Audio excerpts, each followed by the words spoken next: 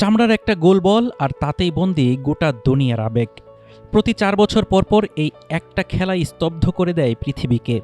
Football বিশ্বকাপ কেবল কোনো tournament নয়, যেন বিশ্বজুড়ে কোটি কোটি মানুষের এক পরম উন্মাদনা। কিন্তু আজকের এই মহাযজ্ঞের শুরুটা আসলে কোথায়? ইতিহাসের পাতা উল্টালে দেখা যায়, হাজার বছর আগে প্রাচীন চীনে কুজু নামের এক সামরিক অনুশীলনী থেকেই আজকের ফুটবলের আদিরূপ। তবে আধুনিক ফুটবলের আসল জন্ম ১৯ শতকের মাঝামাঝি ইংল্যান্ডে।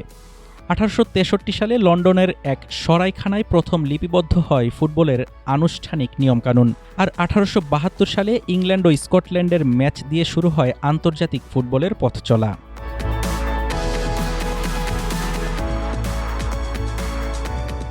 খেলাটির তুমুল জনপ্রিয়তায় ১৯০৪ সালে জন্ম নেয় বিশ্ব ফুটবলের নিয়ন্ত্রক সংস্থা ফিফা।